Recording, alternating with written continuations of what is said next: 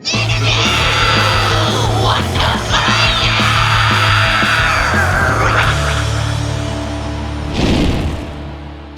what's up? I am Mike Hranica from the Devil Wears Prada, and you are listening to Interview Under Fire.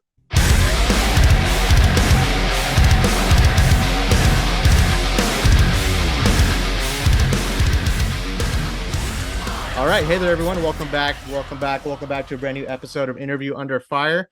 This is your beloved host, the one and only Sonny here, and today I have the honor of speaking with the immensely talented Mike Hranica. Man, thank you so much for joining our IUF series today, dude. You know, bro, here we are. I mean, an exciting time of the year for you and the rest of the guys over at the Devil Wears Prada with the release of your latest album, Color Decay, setting to drop on September 16th on Solid State Records. I want to begin, man, by congratulating you on reaching 17 years of the Devil Wears Prada, man, and all the well-deserved recognition you guys have been getting over the years. 8 albums now cemented into this impressive, the discography of the band. I mean, I still remember when Des Moines was playing in my buddy's car that night back in like 2009. I'm a sentimental person, Mike, if you haven't known already. There's just so much to discover about this banger of an album and what you're all about. Now, before we get to all that and beyond, right? Let's exhale. First off, how are you? I know you're in the middle of a touring cycle, man. I mean, you guys have been touring nonstop, and at least in the last 12 months. I can't imagine if it feels more like a blur, or the fact that you guys are touring so heavily that the word pandemic at this juncture just gives you PTSD at this point. Yeah, it feels like we're mostly past that, which is Yeah. certainly a refresher to say the least. But yeah, just kind of picking up for last lost ground. You know, obviously we released the act and COVID hit and everything, so got cut short, but create our own momentum off Z2 and into Color Decay, and things are going well. Just yelling a whole bunch of songs every night. Nothing new. Hey, that's yelling a whole bunch of songs, man. That's what you're all about. I feel like live music is back, maybe even better than ever. I mean, have you had the chance, Mike, to take all this in, considering what we've all been through these last 2 years? I feel like that's an important question to ask because, we had this thing that we love the most. You're doing what you're doing. I'm doing what I'm doing, talking to amazing people like you. It was taken away from us, and now it's back. Do you have a new sense of, I don't know, appreciation for the live concert music? I know I do, but for someone like you who's been at this for as long as you have. Yeah, I mean, I don't know. I guess I haven't really sat with it too much, but it was a bizarre thing. I mean, I think it was more. It feels like the shutdown was much like so long ago, but the Yeah. transition out felt so recently, and I think the shutdown was honestly easier than the transition out. And I don't know if that's just I don't know, sort of time just kind of padding it for us now, but it is certainly be great to be back doing what we've always done, and just I think worldwide enjoying culture again, and doing what we love in terms of people getting to go to, whether it's music or sporting events or whatever Mhm. it is, getting to come together and as humanity do what we've always done. I want to reference your song "Time" in all this because this has been one of the heavy hitters as of late. Really interesting. I love the reference of that song. I believe you said that time itself moves incredibly fast, but it moves incredibly slow. I mentioned 17 years, right? I want to turn the clock back here, Mike, to maybe 2005, maybe even before that, because our listeners here on IUF already know how much of a nostalgic person I am. But have you ever just stopped to look back on that time in your life during the band's early days and that Cornerstone Festival, right? Where this all began. You've seen the lineup changes throughout the years, and here we are. Does it feel like everything kind of just went by in a blink at the same time? We've had a chance to reflect the last 2 years. I know I have with the pandemic. Did you look back like old videos from Devil Wears Prada? It's like, man, that shit is crazy. I mean, I don't know. I've never tried to, like, when people ask about the band, like, when was it you made it, or when was it that you Hmm. knew the band was successful? I'm like, well, I don't know. That just feels so complacent and standstill to be like, oh,. Well, it's done. I did it. So I kind of never really manage my perspective in those terms. But lately, we have a Dying Wish opening this tour, is a really awesome Oh band, yeah. and they're pretty young, and I think that's been the only bit of little nostalgia about being young is when we were opening tours, and I've been thinking about it like that was the first time playing Montreal. A few days ago, we just got back from Canada, and I was like, wow. I'm like trying to think the first time I went to Montreal and whatnot, and like um, we kicked off the tour at the Rave there in Milwaukee where I live, and they had a poster up, and it had I think 18 times we played there, and I Damn. was pretty sure there were dates in there that we had played, and they didn't even have on the poster. So it's like, when you think about like the first time you're at Montreal, and then you're like, okay, so how many times have you played Montreal? And I wouldn't, I'd be off by like 10, I'm sure, if I were to take a guess. So um, yeah, I mean, as far as just being a dumb kid that was 16 years old, going to high school and working at Dairy Queen to now this I worked at freaking Brahms old, as my first job, so I can relate. yeah, being this old arthritic man at 33 now. It's again, it's that elasticity, and it went fast, but some days it feels like forever. Yeah, it's like that movie, The Butterfly Effect. You just look at a number and it just takes you back to that time. One of the things that makes the Devil Wears Prada, the Devil Wears Prada, is the live presence that you guys put on stage. I remember seeing you guys destroy the So What Fest back here in Dallas a couple months ago. And I missed you guys. I saw you guys from the balcony. I was like, who is that? And I was like, oh gosh, I'm missing the Devil Wears Prada. And here's the thing, Mike. I ask a lot of questions about chemistry between members of the same band because I find those kinds of stories really interesting. But in this case, you kind of helped me segue into this because I want to talk about the chemistry between the different bands you've recently toured with. I mean, Straight from the Path and Dying Wish right now, right? But bro, Beartooth, We Came as Romans, Silverstein, this list goes on and on. There's been a lot of genre bending between you guys. I mean, hardcore punk, emo, metalcore, new metal, alternative. Do you think it takes chemistry to make tours like these work?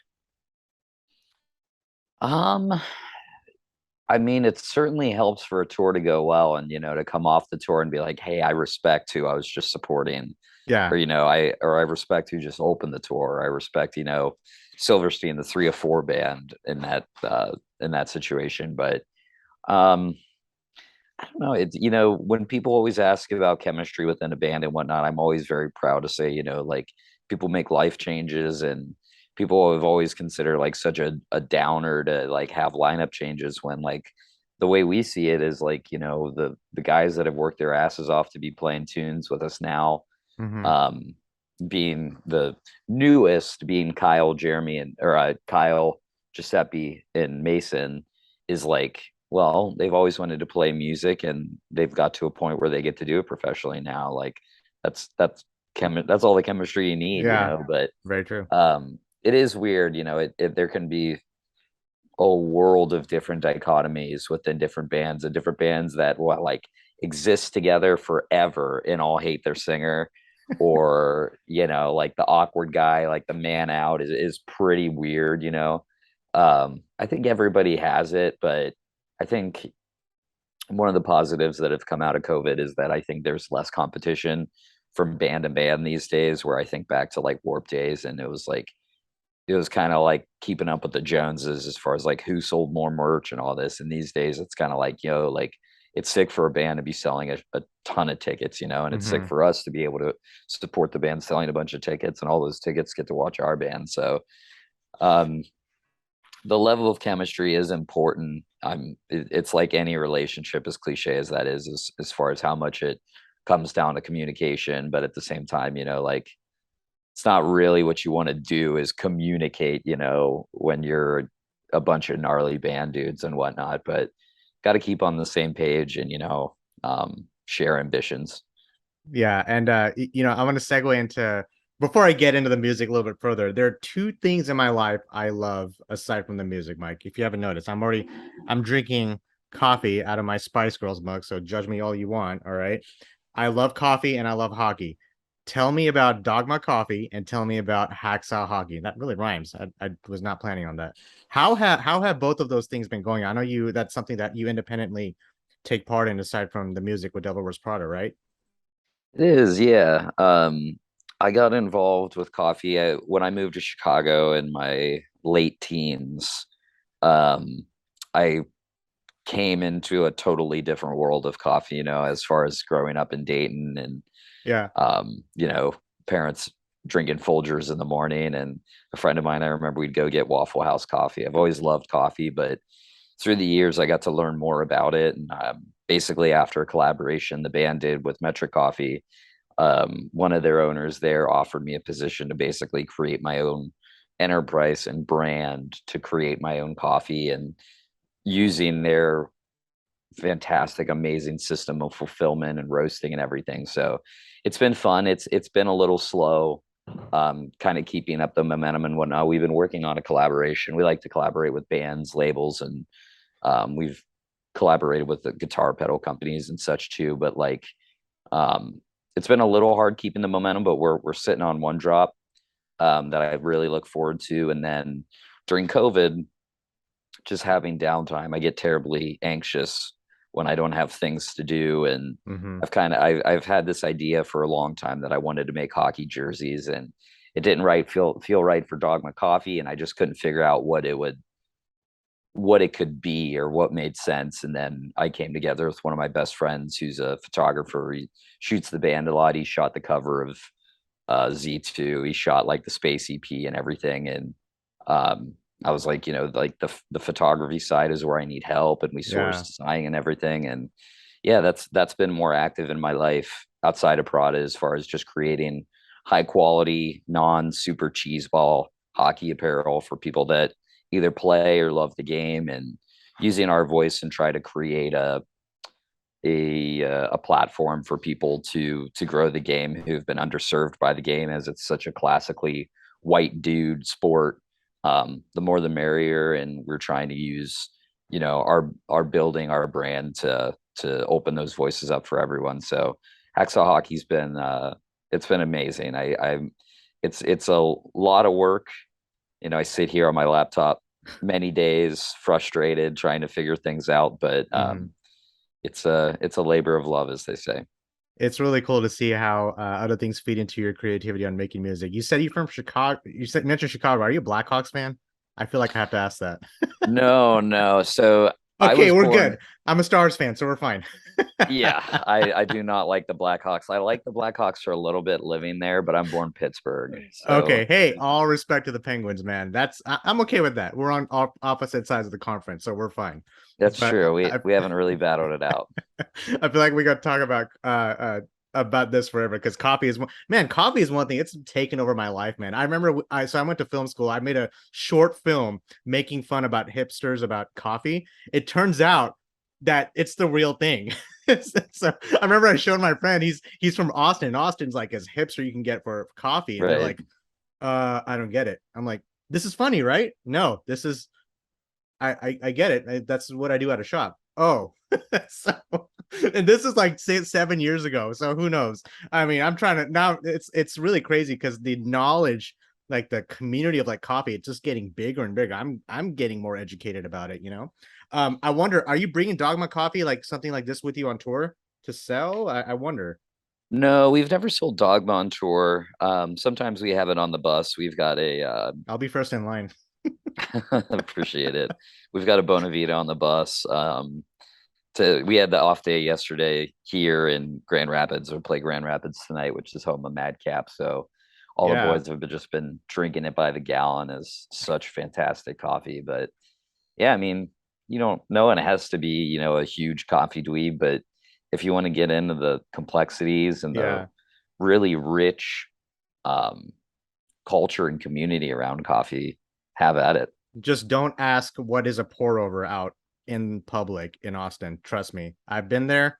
Don't want to be there again. So now, Mike, we talked about everything. Let's get to Color Decay, man. This dropped September 16th on Solid State Records. Album of the year contender. Okay, before we dive a little further into this new album, this is the follow up to 2019's The Act, like you just mentioned, in 2020's Zombie 2. I mean, bro, you could not have followed those two up any better. I don't know if alone here, but I felt like Color Decay felt like the third phase following those releases because I felt like it was a mix of those two. If anything else, I went back and heard those records, all right, and others. I loved it then. I love it now. you guys, here's the thing, man. You guys have already had albums which have gone to be, recognized as, and I mean it when I say this, influential pieces amongst a lot of the metalcore and hardcore fans today, with roots above and branches below, for example. I'm 2009, right? Des Moines. I mentioned that at the beginning of our interview. It was mentioned as what, one of the five greatest metalcore albums in one of the Revolver polls. I mean, you guys have also garnered six consecutive top five debuts on the Billboard Top Hard Rock Albums chart. I mean, a lot of numbers, right? I mean, all the while you guys are piling up 250 million, I mean, cumulative streams and views in the process.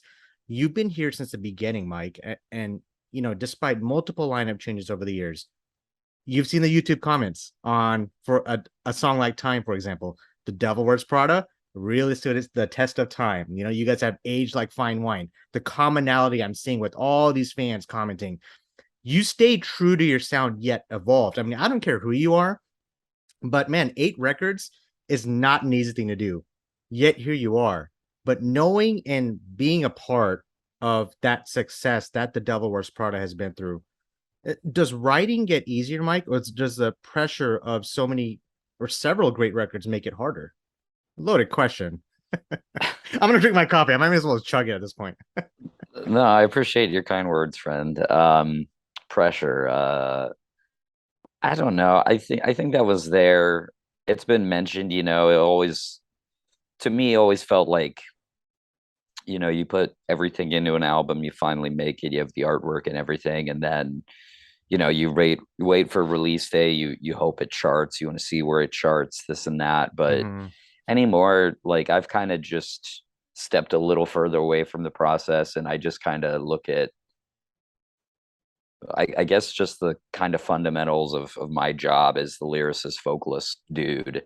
Um, I think that, to your mentioning, like the act to Z2 to Color Decay and like those three together, I think that just really speaks to Jon producing our music and Mm-hmm. songwriting and just having more and more of a hand in it. To me, like I think that's the only pressure I feel is working with Jon, as far as like if he sends me an instrumental and if I come back with something that I don't feel really confident about. At the same time, it's never like I'm embarrassed or ashamed or something. Like I'm happy to be turned away. It's happened before. It will continue happening, throughout my entire existence. But um, to me, like I think that's one of the biggest hurdles is kind of just right off the bat, as far as, this record, most of it we did and tracked in a rental property outside of Sky Valley, or in Sky Valley outside of Palm Springs, California. And I think those were the hardest moments, was talking to Jon and working through the songs and making sure they're good there. Because Jon is like such a kind of gut vibe guy. Yeah. He knows exactly how to read it, as far as like, does this take more listens? Is my gut just telling me this is bad? Or is this like, yep, that's it? So I think those moments are, I think, any kind of pressure I feel or anything. I could have sworn until I started doing more interviews for Color Decay, this was our seventh record. So like I, I think that my job is what happened in November, December of last year, and constructing these songs and recording the songs back at the ranch we were staying at. So um that's kind of just the way I see it. I don't read YouTube comments. I read a little bit on Instagram here and there, like when I'm commented directly to me, but Mm-hmm. um I don't know, the getting too far into that, it's always felt like masochism, and it will be like, okay, I won't let it get to me, but it does like rub Yeah. your feathers a little bit. And it just, I don't think it does anything good for me personally or creatively. So I kind of just let all that be, and again put my best foot forward and making the songs, and kind of square one. And if it gets to you, that's okay. I mean, it shows that you're human. By the way, if anyone doesn't know, Jon Gering, holy shit, he produced this record. He's also your bandmate. I mean, the sound itself, Mike, was a big part of this record that I really loved. I'm an audiophile these days. I'm very picky on how I want my music to sound, the way I want it to sound. I didn't have to mess much with the EQ levels on this one because a lot of that has to do with your bandmate Jon Gering, and I do want to take this moment to recognize him because I felt like there was that level of comfortability for you guys having someone like him working on bringing the Devil Wears Prada sound to life on a record like this, like he knows your sound, he plays with you guys, like he knows you internally. It's not easy to find a producer that just clicks, but I think you found that with this guy, man. Shout out to Jon. Oh, certainly. Um, he's owed all credit in the world. I'm lucky to not be have done a lot of shitty interviews as of late. But when I do get all cranky and jaded about doing bad interviews, asking generic questions, I'm like, why am I the one answering these questions? It's Jon's record. I'm just the one yelling on it. I'm just a singer, man. Yeah. But I mean, the way that Jon sees it and kind of his avenue towards Prada is that he can write and does write any kind of tune you want. He can do it in an hour if you want it to sound good. He can do it in 10 minutes if you want it to sound shitty. But uh, he just sees it as like he could do it for anybody and it can do whatever streaming online and whatever. But we've had this long history, and his path to have his songs be played in the forefront comes through the vehicle of the Devil Wears Mm-hmm. Prada and the vehicle that is Jeremy and my voice. Um, and that's kind of just how we perceive the band as far as writing a song like Chemical and whatnot. Is like, it's not saying like the Devil Wears Prada went rock. It's saying like how far can the Devil Wears Prada go, and how far can metalcore go? Like that's been Mm-hmm. my big awakening. I keep repeating myself is it's not trying to get out of metalcore. It's trying to bring everything into metalcore Yeah. and expanding that bubble from the inside. So um, all praise to Jon. He's the mastermind behind all that. And I appreciate you guys for doing that. Bending the genre. That's what you want. You want to keep growing. That's the best part about all this. And yeah, I want to quote you here. Mike, you said that I believe you can define our band by Color Decay. This album, I when I said holy shit, I meant it because I couldn't stop listening to it. This clocks in a little over 40 minutes. It didn't feel like that. It was brutal yet melodic, crying while headbanging. Can you do a certain thing like that? I felt like that almost to a point. That I felt like this album had everything you'd want for not only a Devil Wears Prada fan, but even just a heavy metal fan. You guys matured from songs like Exhibition to Watchtower to Broken, which I think that's my favorite song on the record. I'm still, I'm coming back to that song a lot more. To Time, to the epic closer Cancer. I mean, the ebbs and flows of this record is such a trip. When you watch like a movie, you're left thinking at the end of what you just watched. I felt like this at the end of like a Marvel movie. Like I wasn't ready for it to end. I was ready for like an extra credit, like getting ready for the next thing. I wonder how much did things change from when you first started composing on Color Decay to where you ended up finishing it? Like, did a lot change in between, or did you already have a specific sound you wanted from day one? Again, I really appreciate all your kind words, friend. I'll keep saying it. I'm very grateful. No, I, bro. Thank you, man. Are you kidding me? You're one of the reasons why I'm technically alive today. I shouldn't be even here. I mean, for people who don't know, there's a story that Mike already knows about. Anyway, go ahead. yeah, I shouldn't say I can't wait to tell the other guys, but it's gonna blow their brains. Um, the sound. Honestly, no. I felt like we were kind of. I didn't know. I knew Jon was writing. I knew that Jeremy had done like some demo tracking over the instrumentals that Jon had. Mhm. But until he sent over the first two songs to me, which were Sacrifice and Trapped, I didn't know they were that far along. Um, both of which, both of those, well, Jon had a good bit of like the intro verse in there. I'm trying to think of the extent of what he completed before Yeah. sending it to me. He did both choruses. Um, but really, I pepper in the verses, like our workflow. Like the next song we did was Watchtower, and he basically sends me an instrumental.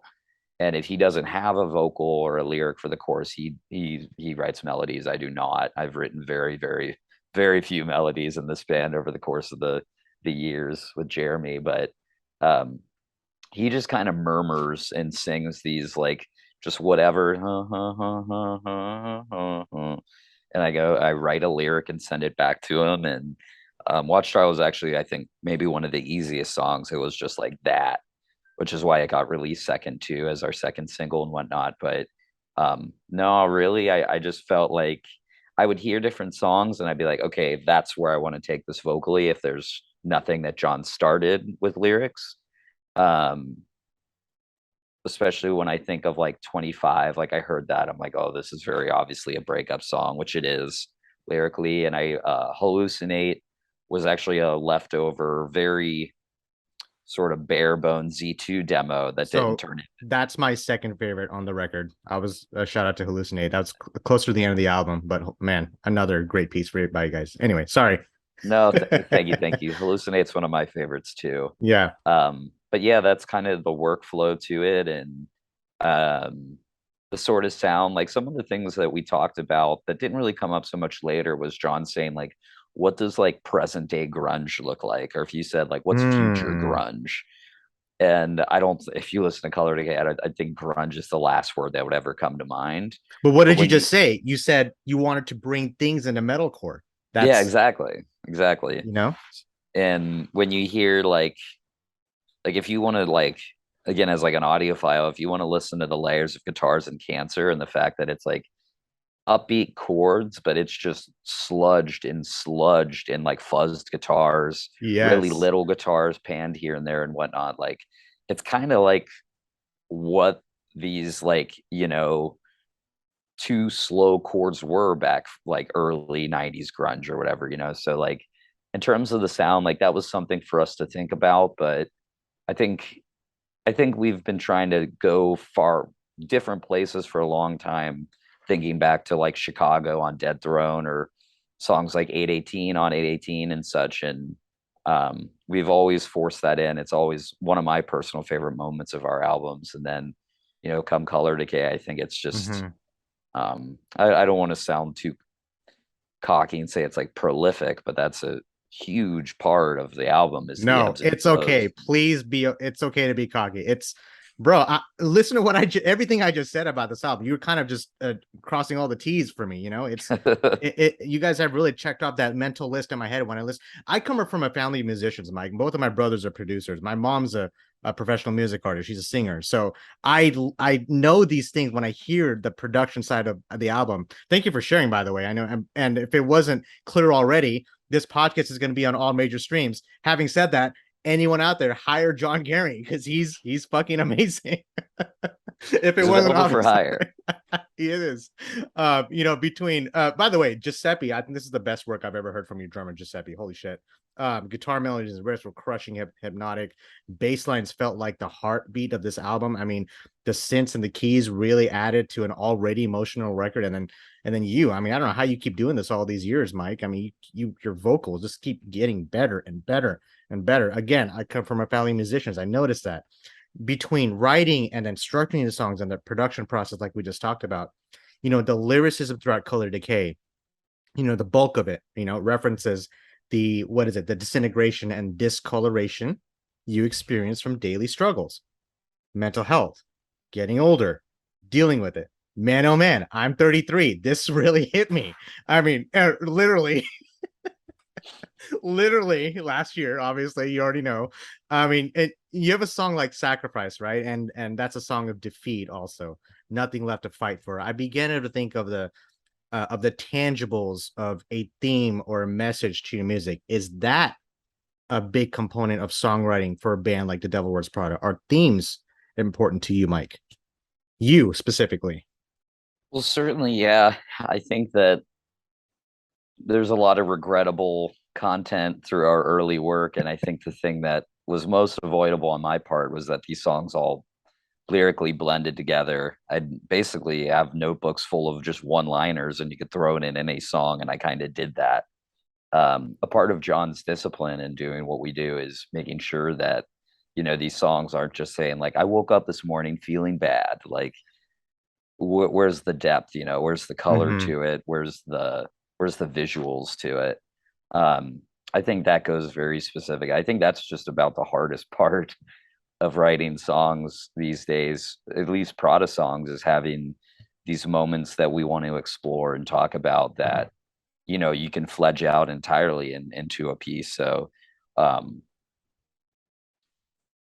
yeah, I mean, if the song isn't John, just like the way it works is like if it's if you're not like talking about something, then what's the point? What's your song? It's Hmm. nothing. It doesn't mean anything. So, what are the themes we're gonna tackle? What are we gonna talk about? And one of the challenges, and it's very much a challenge for me, is someone that's always been very like truly cathartic with my writing, is trying to write for circumstances bigger than my own, and circumstances that can speak to more people than really just myself. And I think a song like Trapped does that very well, and different moments here and there, even like Noise, where I wrote all the lyrics to, at least I recall, Don't Kill Me, John. um like it's like the song is like kind of being scared of success, or scared of like Hmm. your dreams coming true almost, in a way, and whatnot.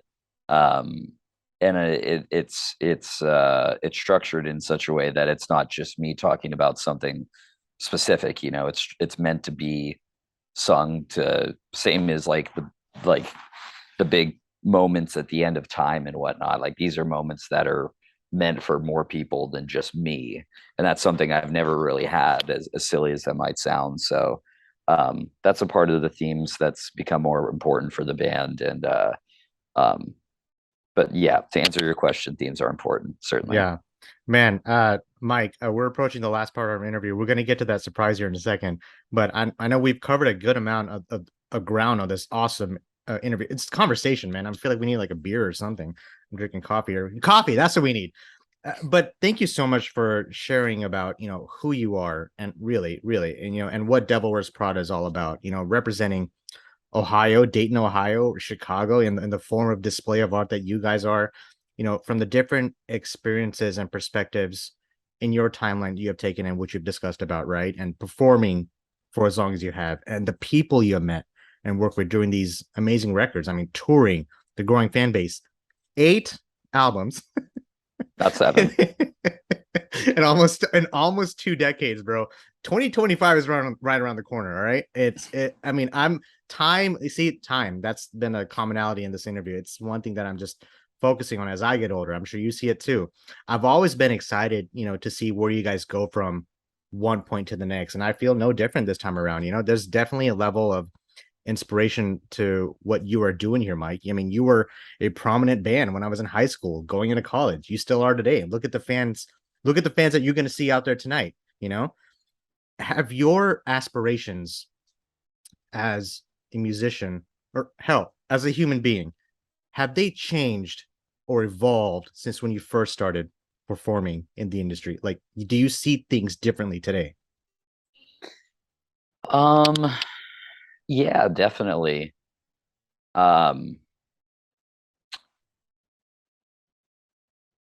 it's hard to mark my aspirations so much, because again, like, I've never wanted to like kind of kick my feet up on anything. Like, Mm, there's never like turn the corner or finish day 20 and that means you're successful or something.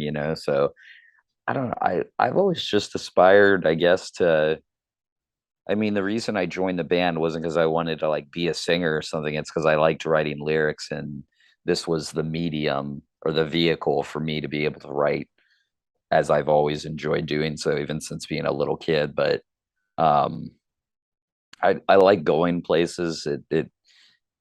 I always wear myself out saying, but if the Prada never went back to Europe, I'd probably have to call it quits, because I love being overseas and just walking in the rain or whatever the day might hold, just walk in for miles and miles in Prague or Paris. And um, I think maybe that's my aspirations. Like anyone, I'd be lying if I didn't say I was a bit jaded or get bitter with the industry or the way people kind of go mm, about making tunes now. Like, people always ask, like, how, like, what's it take to like be in a good or like make it or something, and I'm always like, just work on the music. Like, it's so like, yeah, like your media presence or social media and everything has to be through the roof to get noticed and everything, but like, if you're spending way more time on that than your tunes, it's like, and I kind of get distracted with that sometimes, or I get bitter about it. But I guess that's how I've become rather jaded with things here and there, but at the same time, like I am performing music and writing music, and that's been again something that I kind of just fell into joining this band, and nothing I ever really want to kick my feet up and go like, look at me, look what I'm doing, look what this is tonight, look at September 1st back in Dallas and shit. Um, I can't wait. That's gonna be at the same venue too. Holy shit, right? yeah, I can't wait as well. Dallas shows have been some of our They're best of so our crazy, career. dude. I Yeah. still remember how crazy the So What. I'm seeing you guys just from the balcony. We were in the press room. By the way, you were standing right next to me. You probably didn't even know, but when you were in the press room, I was there, and I was like, "That's Mike." All right. Anyway, but bro, it's there's I mean, being humble too, But I want to remind you, you're doing great things, Mike. I want you to keep doing what you're doing because you're impacting people like me, other people in the crowd who are just happy to be here too, because we need more Devil Wears Prada in our life. But much appreciated everything you've done. I think it's also easy to lose track of yourself the more successful you are, and along the way, I think sometimes it's okay to push everything back and kind of just look at it from the outside, refocus on yourself, and then just go back into it with a different purpose, a refined purpose almost. I've seen it with friends. They've lost themselves along the way. So, and you've had that level-headedness that I really appreciate. So I mentioned that level of inspiration, but anyway, I'm drawing the line between being a fan and being a journalist. Apologize. All right, bro. Oh It's just, no, thank you, but thank you, thank you, thank you. no, thank you. All right, now we've been serious. Let's get to the fun part. All right, we're gonna end our interview on a really cool note here. I don't think you've ever done this before, so I think this is what you've been waiting for the whole time, huh? I can I tell. am curious. I'm gonna do something here called the hot seat. Hot seat. I'm gonna see if you know the lyrics to your own songs. You up for that challenge? Oh, I'm gonna fail. Here's the thing. I get this every time. I have artists who tell me I'm gonna fail and they get every single song right. And then some artists will say, "Oh, I'll get every single one of them right." And they get every single one of them wrong. It's always the other way. It's so crazy when I hear that. So I handpicked a select few. I promise I'm gonna start you off easy. I'm not gonna go in order. I got some deep cuts in there. So let's see. If anything, I'm making you rethink your set list, just a heads up. So here we go. Ready? You're As good. All right, ready as I'll ever be. here we go, man. And it's like poetry when I'm reading this because I was going back. I've been struck by lightning. I've vanished, gone with a glacier because it's the opposites that I can't accept. This collision, certain death. This is yeah. I will remember a new tune. I'm not that bad. That's we've been playing it, and I've kind of actually messed up the verses a number of nights, as far as time moves like lightning, and then time's moving like lightning, or I've been struck by the lightning. I keep talking about the same things in different words, and it's become a challenge. Um, but playing new songs is always great. That is time. If anyone is keeping count back home. All right, next one. Uh, you have no problem finding me, although you only commit unintentionally. I do it for the Lord. I do it for. Help me with this. Chicago. Yeah, there we go. Death Throne from 2011. See, you got this. You're doing good. Here we go. I thought it was going to be like plague song names, which I Uh, couldn't read you probably four plagues names. So it's coming though. Not a whole bunch, but it's coming. Here we go. I can hear the questions now. Since journalism died somehow, the shout proclaimed, the poison praised. They make my words an unmarked grave. You see, it's like poetry. I'm reading it. I just feel like I could, like it's like a lullaby, reading it a kid to sleep. Maybe not those words, but you gave me another easy one there because it is praise poison.